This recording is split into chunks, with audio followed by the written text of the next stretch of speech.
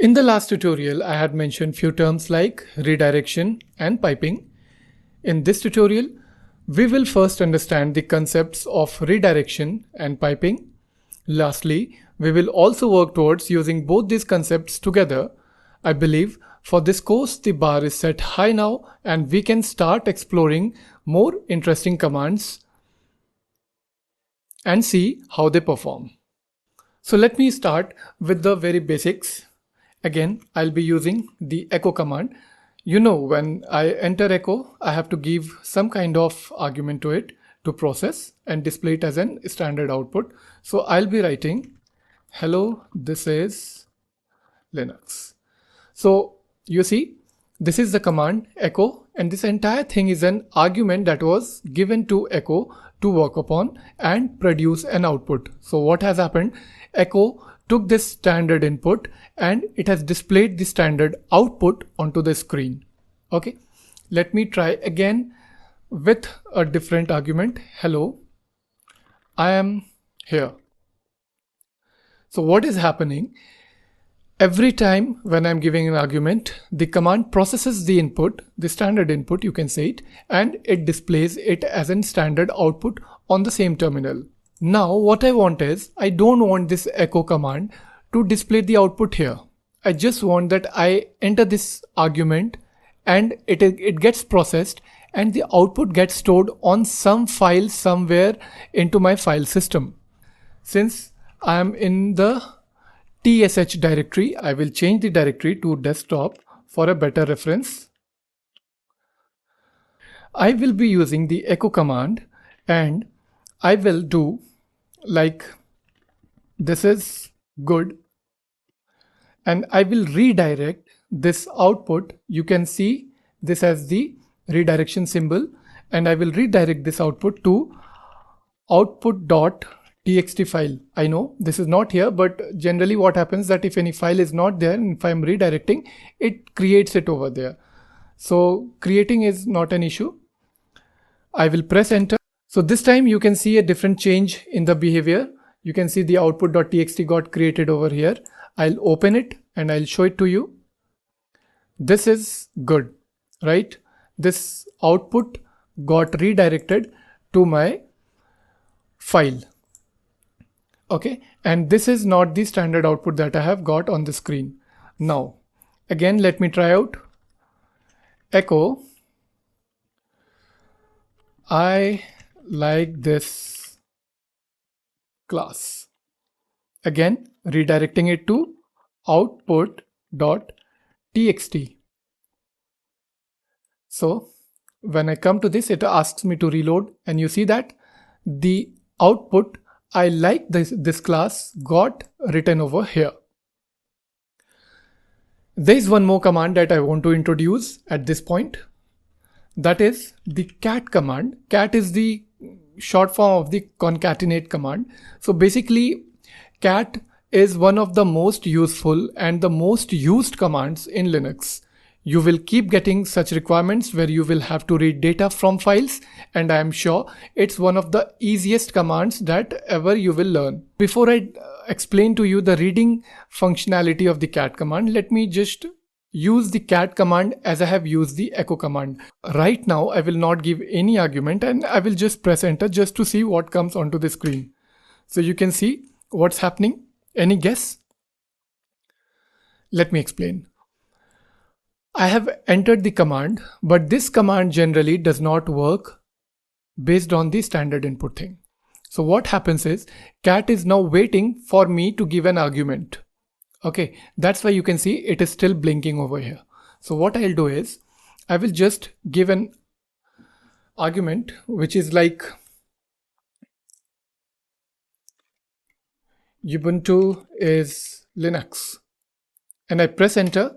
You can see as a standard output, the output got displayed onto the terminal itself. This is similar to what echo used to do, but there is a difference. Echo command generally leaves the prompt and it gives me again the chance to enter another command, but cat has still kept hold of the prompt, okay, and still asking me to give some kind of inputs to the command. So what I'll be doing is I'll be just entering this is my computer. So you can see the same thing is happening. So what I have to do is I don't have any other way. I just have to press the control along with the C button and I exit the prompt. Now I want to redirect this output to another file. Okay, so what I'll be doing is I'll be doing cat and I'll be using 1. Okay, this is for redirecting, and then with this option, this symbol, this is for the redirecting symbol. Okay, and I'll be writing output.txt. Okay, so now when I press enter, again I am supposed to give the prompt. I give the prompt again, book. Just I'll write book. See, unlike what it did in the previous example, now I am not getting the output like it repeated over here. So what it does is it has redirected the output to this file.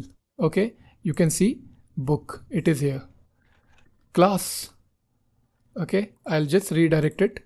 You can see it is coming over here as class. Again, great things come with great effort. Okay, I hope my great thing has come with a great effort. Now let me first exit this prompt, clear my window. Now let me take you to one step ahead. I'll use the echo command again and I'll do going to school is good, and I'll redirect it to output.txt. Okay, now if I come over here, you see this entire output has been displayed into this. Now let me use the echo command again, as I want to explain you something very important. Echo bag output.txt. See, I have used the echo command. My input is bag and I'm redirecting it to output.txt. Okay, so when I press enter, I'll come back here and you can see that what is happening is when I use this redirection command, the previous output or the previous result which was here, it gets overwritten. So this is not a good idea to get your data overwritten by another input to the file. So this is what is happening. You can say it overwriting or you can say it is truncating, right? My data is getting truncated every time. I'll truncate again for you. Books are heavy and output.txt. You can see the data which was over here got truncated and my new output has taken the place. So this is basically truncating the data. We don't want truncating to happen. So what I'll do is I will be appending the data. To append the data, I don't have to do anything. I just need to use this symbol twice. Okay, this is for appending the data, and now I do output.txt, and now you just come over here and see now my data is not getting truncated but it is getting appended. You can do it n number of times. Echo eraser output.txt. Okay, see, I hope things are getting clear. Now recall one example that I had used earlier. I hope that you might have noticed it. That's why I didn't explain it over there. When I use a standard input, I can use the option 1. Recall from the previous tutorial, standard input is associated with a number 0. Standard output is associated with the number 1. Okay, so what I am doing is I am redirecting the standard output, okay, to, like standard output was 1, to where my another file that I have created. I'll be just using the same example, output.txt, you know what is going to happen? It is going to truncate, right? You want me to truncate? Let me do it again, because we are going to be on this document till the end of this lecture. So this comes over here. So basically what I want to explain is this number, though it is associated, it is not important for you to write this number, because this command syntax is programmed in a way that you write this number or you just skip it. It works as it is supposed to be in both the cases. Now let's move ahead and understand how to redirect the standard error to a file. I'll be using the cat command. I'll intentionally use some wrong inputs so that a standard error can be created, and I write hello. So you can see the standard error got displayed onto the screen. Now I want the standard error to get redirected to my file. Okay, let me close this one first. I'll be using the cat -k, again the same thing. And now since we know that the standard error is associated with the number 2, okay, so I'm redirecting it to error.txt. The file got created over here. Let me move it here, and we can see the standard error got displayed over here. So basically what happens if you are a programmer and if you have worked into programming, so we have something called exception handling. So if an error gets created while executing a program or while executing a script into Linux, so what will happen? That error should get logged somewhere. It should not just get displayed onto the terminal. So for logging the error, we need to redirect the error to a different file, and we have to redirect the output to a different file. That is why I had made two files separately to demonstrate the same thing. Okay, and so till now we have covered how to redirect the output stream to a different file or to a different data stream. Now let's understand how to redirect a standard error to a different file. So for this, let me use the cat command. I'll be intentionally using a wrong argument so that the standard error can be displayed, and I use hello. You can notice that the standard error has been displayed over here. I have already created an error.txt file over here, so that if an error gets generated, it should not be stored in any random file, but to a particular file where I can go and check the logs. So let me just write the same command. So what I'm going to do is, since I'm redirecting my standard error, I have to use this option to the number which represents the standard error, and then I'll redirect this to error.txt. Okay, so I hope my error message got noted into this file. So yes, it is here. Okay, let me try out with some more examples. cat-g Linux. Okay, and this time I don't want to truncate, but I want to append the data. So when I come over here, I reload, you can see first the error was with the K character. The other error that got displayed is with the G character. That is the wrong parameter that has been provided as an input to the cat command. Now let me introduce the touch command. Touch command is used to create a file. That can be the best definition that someone can give for the touch command. It is very simple. I'll be using car.txt. Okay, so what is going to happen is, you notice over here the car.txt got created. So let me just open it. So right now there is no data inside this car.txt. I can use echo. This is my new car, and I want to redirect the data. I don't want to truncate, I want to append the data. Yes, you are right. Okay, so the data is over here. This is my new car. Recall this diagram again from the previous tutorial. The standard output is having the number associated 1.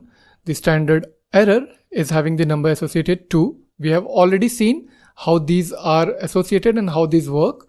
Now let us focus on this part, the standard input. Okay, and this is the number which is associated is 0. A minutes before I told you that cat command is used to read data from a file. Okay, so what is happening actually is when a cat command is taking input from a file. Okay, it is reading data from a file. We can say it is taking input from a file.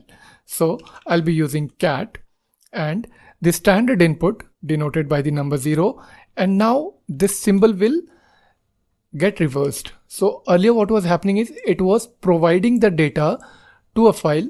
Okay, now it will take the data, like read the data from another file. I'll give the example car.txt. Okay, so this car.txt is a file which is giving its data to the cat command as an input. Okay, so and what cat command will do is cat command will display the output onto the screen, because right now we are not redirecting it anywhere. Let me press enter and show you. Here it goes. This is my new car. You can see it from here. This is the only data which is there in the car.txt file, and this gets displayed over here. Let me play around again. I'll use echo. This is a nice car, right? And I'll redirect it to car.txt. You can see this is my new car and this is a nice car. Both the data are present. Let me use the cat command again, and with the 0 option, I'll be reading this data from the car.txt file. So both the data got displayed onto my screen into the terminal. Okay. This 0 which I am writing every time, it is not mandatory to be written. Okay.